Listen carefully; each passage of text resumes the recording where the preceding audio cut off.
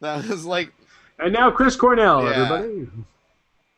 Yeah, I think with their presentations, it's really more about the games. Can we not have the live performance? I mean, 'cause yeah, the coolest part of last year's E3 press conference was when, like Trey Parker and Matt Stone made fun of everybody at their own conference. So it's like, yeah, this is awesome. yeah. Oh man, I wonder. You think they'll make South Park Stick of Truth a next gen title now? No, That'd be no good. way. No way. It totally needs to be way better graphically. Like it.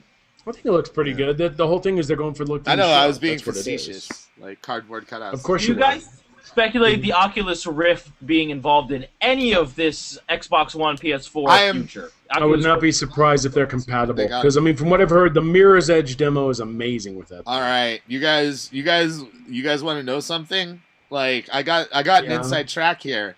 Like I will. Oh, Exclusive. I really do. I really, really do. I'm about to drop the bomb on you guys. I've heard through people that they are working on Oculus Rift compatibility for the next Call of Duty, which pretty much means it's gonna work for hopefully the next generation of consoles, because that's a big deal. Like having that sort of integration. I doubt they would do it just for their PC version. Yeah. Like I highly doubt that. And like I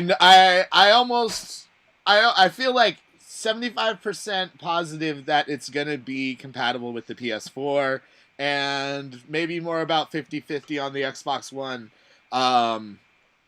It could go either way with the Xbox One, but I really feel like the way the PS4 is going and how open they're being with stuff, that they're going to embrace that technology.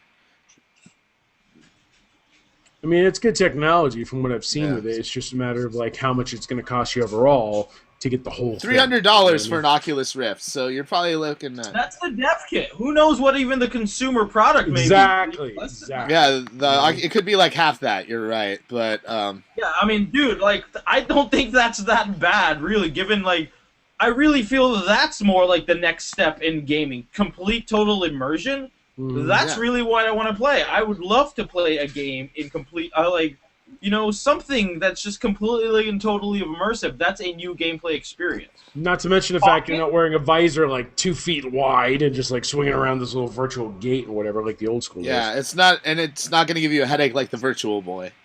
Oh God, don't even. But the Oculus Rift, I got hands-on time with it when I was at CCP's FanFest because they made a little Starfighter shooter game, and it blew my mind. It was like I don't have any cash on me right now. But I'm trying to save up enough money to afford an Oculus Rift. Are you all right, You do Sebastian? a Kickstarter. They get- Yeah, I'm here. He Sorry. tripped over himself. I was making some pizza bagels. You're a Okay. wild man. Now I'm hungry.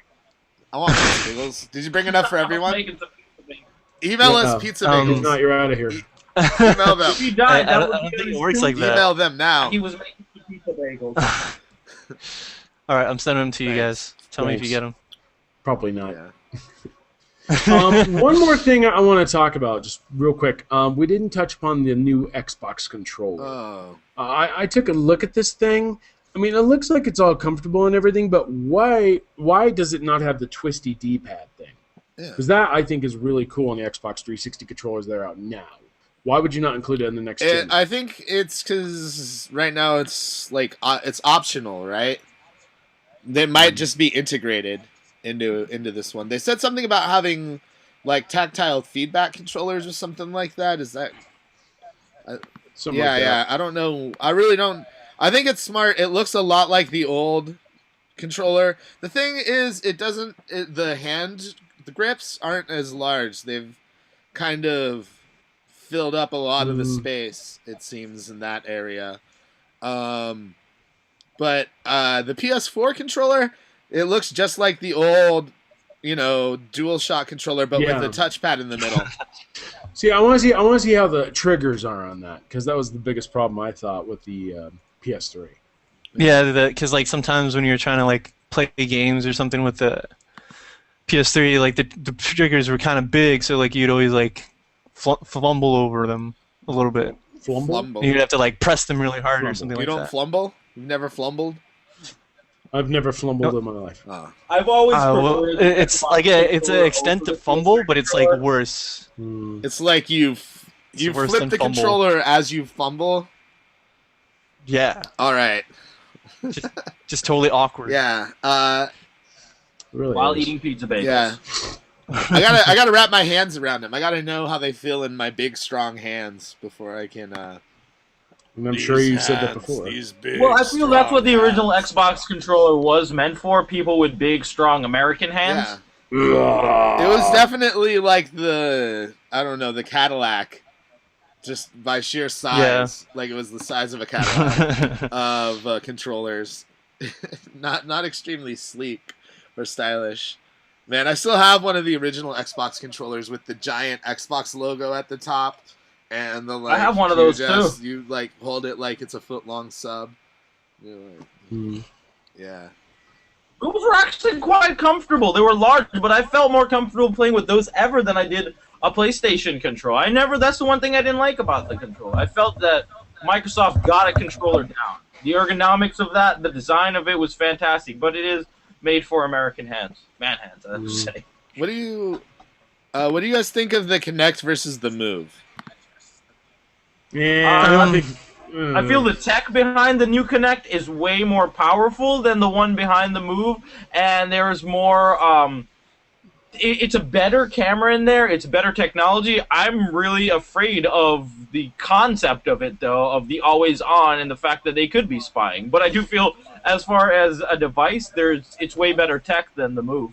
You know, I think Sony's going to get over the Move in this next generation. When they showed off the controller, they said, oh, well, it'll detect where you are in the room and everything like that. But I think they're going to get away from the whole magic wand thing and just go with something more general. Keep the touchpad. You know, it's sort of like with the Wii U gamepad. You know, you like use it for immersion and everything like that, but you don't really like, you know. Like, I also heard another thing where I guess they patented it a while ago, where it's like a controller like breaks apart or something like that. Really? Mm-hmm. Yeah, it was like I think it might be a Move thing or something like that, or just like another thing. But like I remember seeing where they patented like a controller that like breaks apart, like splits in two. Nunchucks. Like that. Nunchuck controller for playing Ninja Turtles out of the shadows, or Deadpool. A katana controller for Deadpool. That's what I'm. But like Rob and Bobby said, I definitely think like it's kind of like there, but they're unless they like really want to do something, which I don't think they're going to do right now. They might have something later on for the Move, like a better camera or something like that, or I don't know if they'll show us more like interactivity or like show how diverse the camera is compared to the Kinect or something like that. But I think right now they're just more focused about like gaming, if that makes sense or I hope not. so. Mm-hmm. I think it's like just like there as like additional, not like the main focus of like, oh, here you can like flip it up and like how the PS3 was, because if you all remember, like the 6-axis was like there for a little bit and then it was kind of like just gone. Yeah. Like it was just like, oh, we'll bring back the directional and rumble and everything It's like like- that. So I think they've definitely ironed it up the kinks. Yeah, you shot a cannonball in Heavenly Sword and controlled it, and that's like the only thing 6-axis ever did. Mm-hmm. I don't know. I think gimmicky controllers are just that, gimmicky, and I think no matter what people have tried to innovate, controllers really haven't changed that much since the early days. They just have more buttons and more tactile responsiveness. But for the most part, Or a screen. yeah. But for the most part, the way that you play games hasn't really changed much in the last 30 years. Well, which I think it's the most interesting thing about the PS4. They're not pushing that this is like, oh, we're changing, redefining anything. It's basically simple. It's better than the last one. Yeah. Mm-hmm. It's such an easy sell. It's like, so we don't know that much. Is like the controller. It was better than the last one. The console is better than the last one. It's such an easier sell than selling all these things. Everything we did, remember the last stuff that you had? We just made it better. It's like selling a new car. You know what I mean? It's like, oh, with this year's model, yeah, it was better than last year's model. Easy, simple sell. There you go. And for us, it's kind of a no-brainer. This is what we do for a living. We need to have consoles. But for other people, for the general consumer, it's a much more difficult choice, I think. And especially now when you probably don't have as much money as you did when this last generation of consoles came out, thanks to a awesome economy. You know, it's even harder. That makes it even harder to sell either one, let alone both of them. So I'm curious to see where people are going to put their money this next gen, and I think it always boils down to who has the better exclusives in the beginning, and like who's got the Halo, who's got the Metal Gear, and what's coming out like during the holiday season. So so I'm not ready to make my final decision until E3, but right now I'm ready to reserve a PS4 and reluctantly reserve an Xbox One just because I kind of have to. Consoles don't sell consoles, games sell consoles. And on that thing, I really am pushing more towards a PS4 than an Xbox One, you know? Because everything else I could pretty much do. You know, I do want to play better games. That's why I buy a console, to play better games. And as I say, consoles don't sell consoles, games sell consoles. Yeah.